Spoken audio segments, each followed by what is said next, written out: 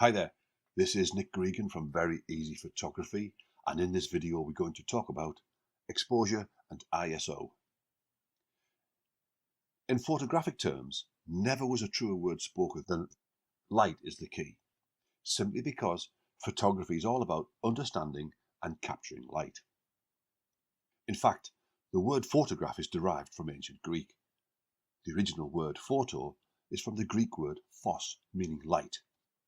And the word graph also comes from a Greek word meaning to draw.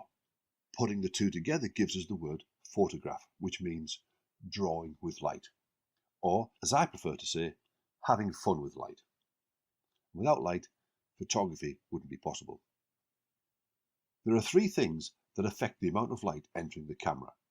They are aperture, shutter speed, and ISO. They are often referred to as the exposure triangle, and we'll talk more about that a little later on. So far in this video course, I've talked about aperture and shutter speed, and here I want to mention ISO. It stands for International Organization for Standardization.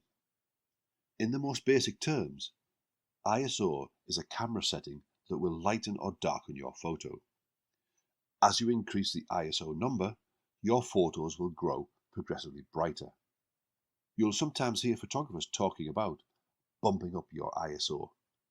This is because raising your ISO can help you capture images in darker environments, or allow you more creativity with your aperture and shutter speed. However, there is an issue with raising your ISO. The higher you go, the more grain-like noise you'll see in your images. This can mean more tiny dots and patchy colours in your photos. I'll talk more about noise and ISO in the full Very Easy Photography course, but at this early stage, introducing too much technical jargon can be confusing. So far, we've covered all three variables that can affect your exposure: aperture, shutter speed, and ISO.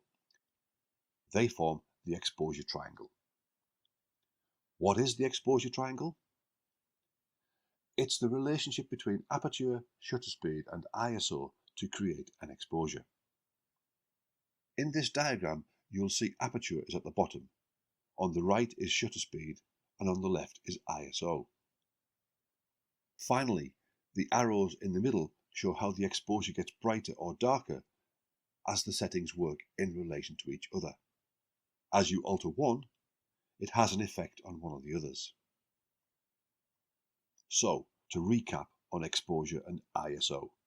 Exposure. You now know an exposure is the amount of light entering the camera. Exposure triangle. You've learned that aperture, shutter speed, and ISO can all affect the exposure, and together they are referred to as the exposure triangle. ISO. You now know ISO affects the sensitivity of your camera to light. Noise. And by increasing ISO, you will see increased grain-like noise in your photos. I hope you enjoyed this video training, and thanks for watching. If you'd like to be able to take better photos, head over to VeryEasyPhotography.com and I'll see you there. Happy snapping everyone, from Nick Gregan at Very Easy Photography.